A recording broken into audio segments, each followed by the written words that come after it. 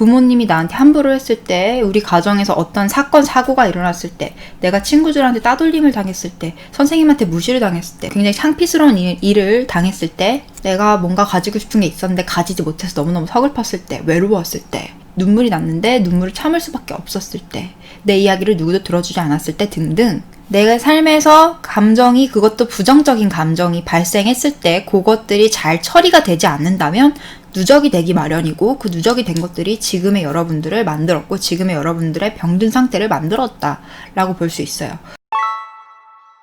여러분들이 내면 아이 다루는데 굉장히 많은 애로사항이 있는 거 알고 있습니다. 얼마나 힘드십니까? 내면 아이들이 어느 정도 정화가 되면 될수록 애들이 좀 순하고 점차 치유가 되는데, 치유가 되기 전일수록, 처음에 내면 아이를 처음 만나거나 정화를 처음 했을 때일수록 굉장히 비협조적이고 굉장히 모나고 충동적이고 여러분들한테 거부 반응도 엄청나고 통제가 안 될 거예요. 근데 문제는 내가 살아가는데 얘가 자꾸 튀어나와서 주도권을 준다는 거지요. 나도 모르게 내가 아이처럼 행동하고 있어. 그래서 너무너무 짜증나는데 어떻게 할 수가 없어. 아 몰라! 이렇게 돼버려요. 아 그냥 싫다고, 그냥 짜증난다고, 그냥 속상하다고, 아 내가 너무 유치한 거 아는데 그냥 모르겠어. 너무너무 짜증나고 어떻게 이런 걸 참을 수가 없어. 그게 바로 내면 아이가 튀어나와서 여러분들의 통제권을 빼앗은 상태, 점령당한 상태라고 볼 수 있어요. 내면 아이라고 부르니까 여러분들이 내면 아이랑 나랑은 무슨 뭐 제2의 자아 이런 식으로 이렇게 분리를 해 놓으시는데, 이게 내면 아이가 어떻게 생겨났냐면, 여러분들이 어렸을 때, 베이비였을 때 이제 태어나잖아요. 태어나서 살아가다가 이제 다른 사람들과 이제 부딪히는 일이 생기지. 근데 그 다른 사람이 여러분들 제외한 다른 모든 사람들을 뜻합니다. 부모님도 포함이 돼요. 가족들, 부모님, 형제, 자매, 그리고 내가 유년 시절 만났던 그 모든 사람들이 나한테 어떠한 새로운 자극제가 되거나 상처를 주거나 트러블을 일으킵니다. 이제 그렇게 됐을 때 나라는 한 인간은 심장을 가지고 있고 마음을 가지고 있고 감정을 느낄 수 있는 존재이기 때문에 어떠한 충격적인 감정을 겪어요. 그게 약간 수치심이라던가 분노라던가 짜증이라던가 아니면은 죄책감이라던가 이런 종류의 좋은 감정을 느낄 수도 있겠지만 안 좋은 감정을 느낄 수도 있어요. 근데 이제 그 상태에서 이 어린아이가 이 감정을 느끼고 다루는 거는 굉장히 어렵습니다. 왜냐면 아이들은 본능적으로 자기의 감정을 느껴요, 처음에는. 그래서 아이들이 어떻게 행동해요, 어렸을 때? 잘 웃고 잘 울어요. 무슨 일이 일어났다, 조금이라도 상처가 됐다, 그러면 내가 이게 울 자격이 있나 없나 이걸 논하기 전에 어른들은 이 자격을 생각하죠. 내가 지금 여기서 울면 안 되지, 참습니다. 하지만 아이들은 그런 거 없어요. 내가 슬퍼, 근데 내가 지금 억지를 부리고 있는 거야. 모든 반에 있는 30명의 아이들이 사탕을 1개씩 받는데 난 2개를 먹고 싶은데 선생님이 나한테 1개만 줬어. 너무너무 속상해. 그럼 웁니다. 왜냐? 이 아이들은 내가 지금 울 자격이 있는가 없는가, 내가 지금 화낼 자격이 있는가 없는가 이걸 신경 쓰지 않고 이미 화가 나버렸어. 이미 슬퍼서 눈물이 나버렸어. 그러면 울고 화를 냅니다. 자기가 어떤 감정을 가져야만 한다라는 강박증이 없고 자기가 이렇게 행동해야만 한다라는 이 행동의 틀이 없기 때문에 그냥 자기가 감정을 느끼는 대로 고지고대로 뱉어내는 거예요. 하지만 우리가 유년 시절에 대부분 이런 것들이 억눌러지기 시작합니다. 어떻게? 부모님에 의해서. 이제 학교를 가기 전에, 사회생활 하기 전에 부모님이 아이를 다루기 너무 힘드니까 울지 마, 울지 말라고 했다, 뭘 잘했다고 울어, 애가 속상해서 울면 달래주면서 울지 마라고 말하고, 애가 잘못해놓고 울면 뭘 잘했다고 울어? 울지 마, 이렇게 말하는데 똑같이 울지 말란 뜻이야.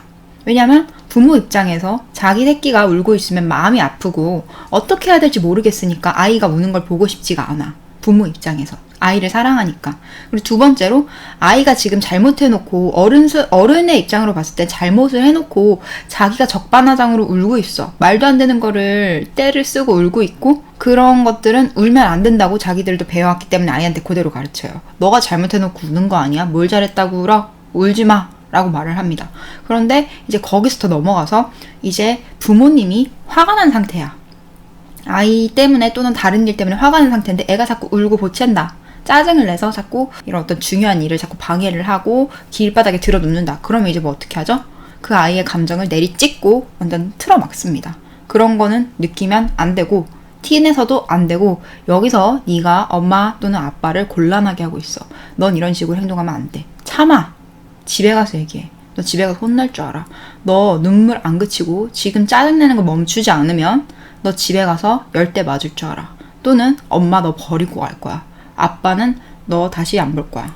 너 아빠 자식 하지 마. 너 엄마 자식 하지 마. 이런 식으로 극단적으로 아이의 공포심을 자극해서 감정을 억누르게 만들어요.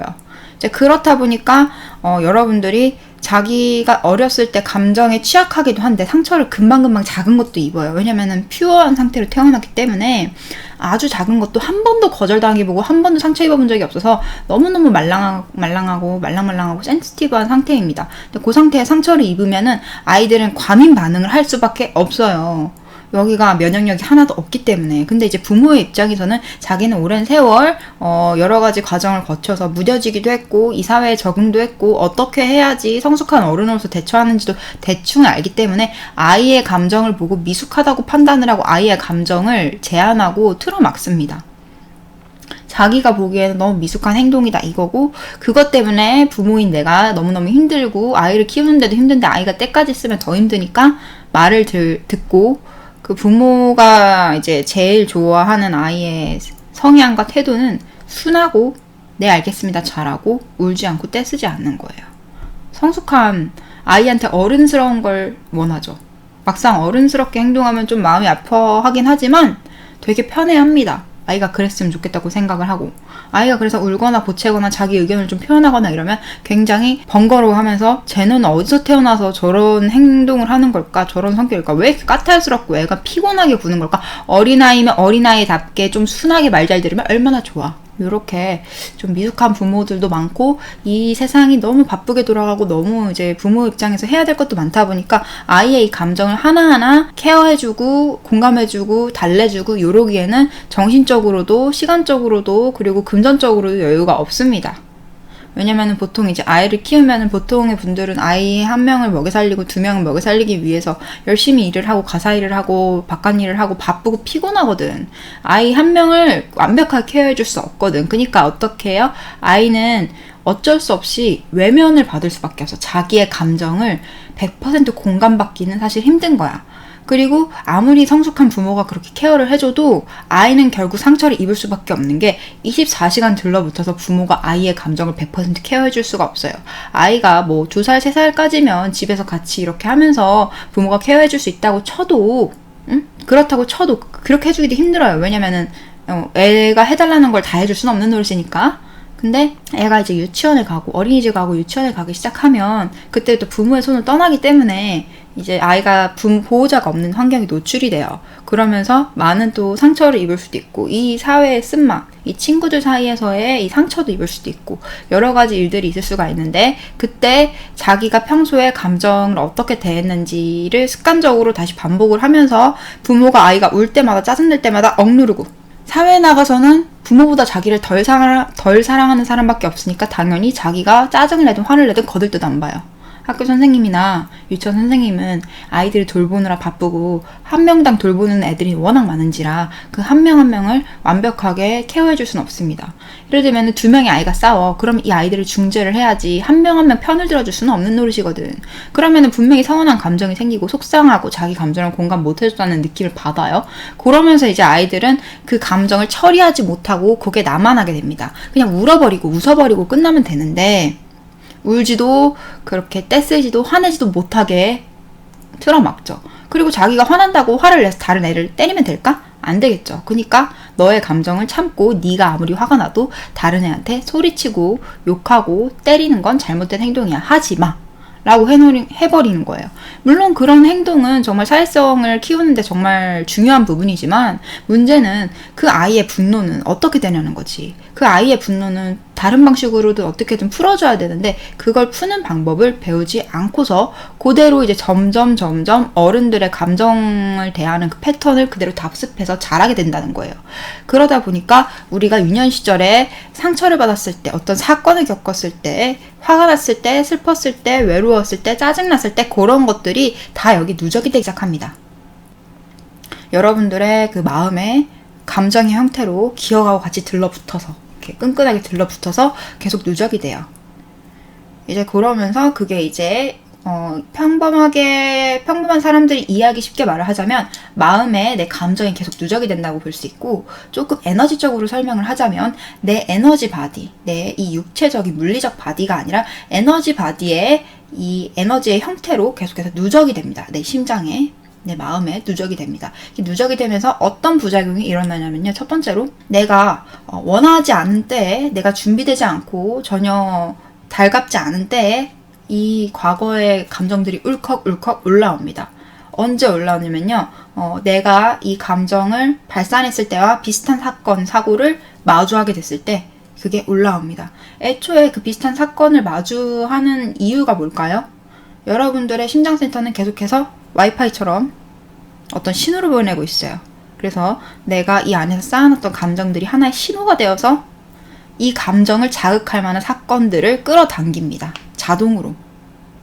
누가 여러분들이 당신 마음 안에 탁한 감정 에너지가 있으니까 당신에게 그대로 벌을 주겠습니다 하고 끌어당기는 게 아니라요. 이거는 그냥 자동으로 굴러가는 거예요. 중력처럼 자연스럽게 여러분들이 이런 에너지를 발산을 하고 있기 때문에 자석에 이끌리듯이, 어떤 세부치가 자석에 이끌리듯이 여러분들의 이 감정을 공명시켜서 감정을 다시 튀어오르게 할 수 있는, 자극하는 그런 사건, 사고들이 외부에서 끌어당겨지게 됩니다. 하나, 두 개 끌고 오다가 나중에는 내 삶에 있는 모든 것들이 다 내 마음속에 내가 내보낸 수신호에 의해서 끌려오는 것들 투성이가 되는 거야. 그것들의 증거물이 되는 거예요. 그래서 여러분들 주변에 내가 어떤 사람들과 어울리고 있고, 그 사람들과의 인간관계가 어떻고, 그리고 내가 어떤 인간적인 그런 인간관계에서의 고민이나 사건, 사고를 겪고 있는지, 우리 집 가정 분위기가 어떤지, 엄마 아빠가 날 어떻게 대하고, 날 처음 보는 사람들 또는 내 친구들이 날 어떻게 대하는지가 여러분들의 지금 마음에 어떤 에너지가 지금 누적이 되어 있는지를 100% 증명해 줍니다. 달라지지 않아요.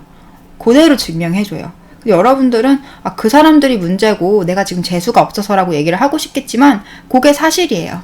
내 내면에 치유되지 않고, 그리고 비워지지 않은 감정들이 계속 시간이 흐름에 따라서 곪고, 이게 쌓이고 누적되고 썩어서 여러분들을 계속 좀먹고 있고, 내가 이유 없이 불안하고 속상하고 화나고, 가끔씩 누가 나한테 나쁜 말을 한 게 아닌데 나도 알고 있어요, 이성적으로. 근데 저 말 하나가 너무너무 거슬리고 너무너무 화가 나고 너무 울컥울컥 올라온다면 그거는 밖에 있는 어떤 것들이 여러분들의 안에 있는 그런 트라우마를 건든다고 보면 돼요. 트라우마라는 거는 꼭 내가 일상생활 불가능할 정도로 벌벌벌 떠는 게 트라우마가 아니고, 과거의 어떤 기억이 현재의 나에게 부정적인 영향을 끼치고 있는데 그게 거부할 수 없을 정도, 참을 수 없을 정도면 그거는 트라우마라고 볼 수 있어요. 그러니까 트라우마가 내 인생을 얼만큼 지배하는지는 그 차이들이 조금 있겠지만 사실 누구나 과거의 트라우마를 다 가지고 있는 거지. 근데 그게 트라우마인지도 모르는 거지. 트라우마라고 하면은 보통 사람들은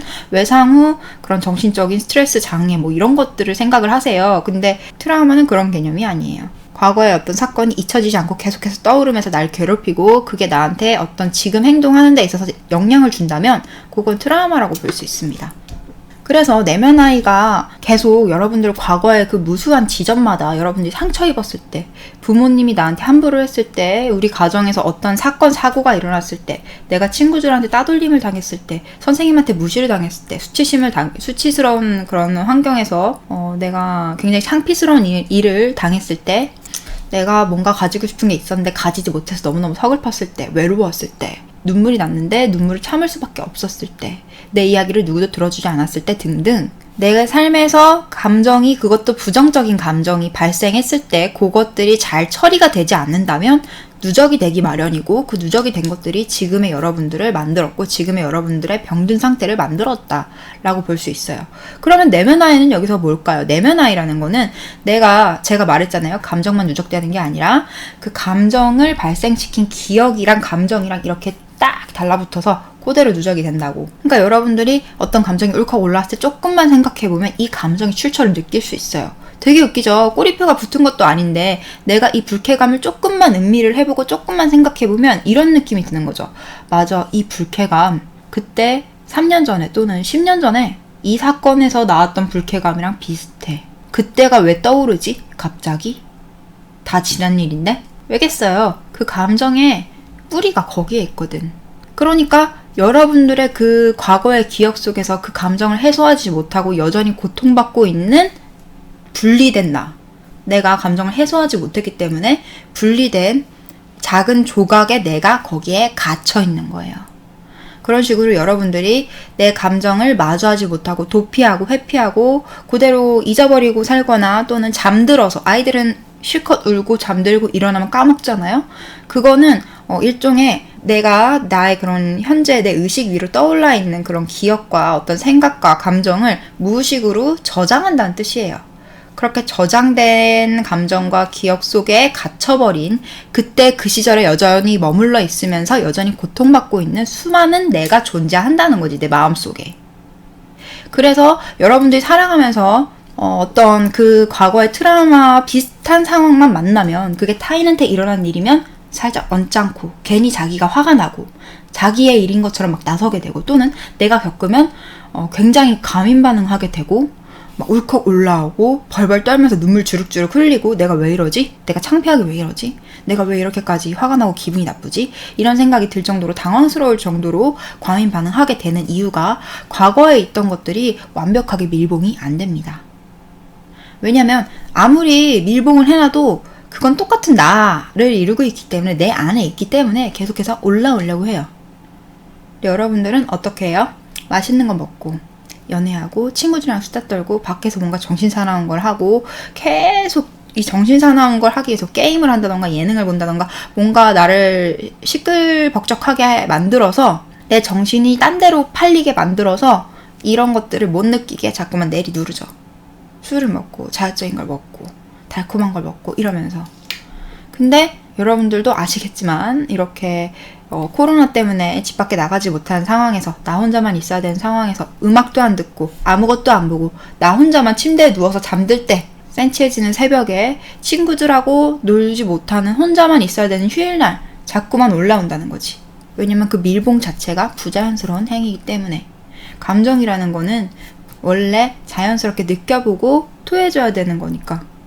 그 에너지들은 자동으로 발산이 되려고 계속해서 억지로 닫아놓은 거기 때문에, 억지로 밀봉해 놓은 거기 때문에 계속해서 기회를 엿봅니다.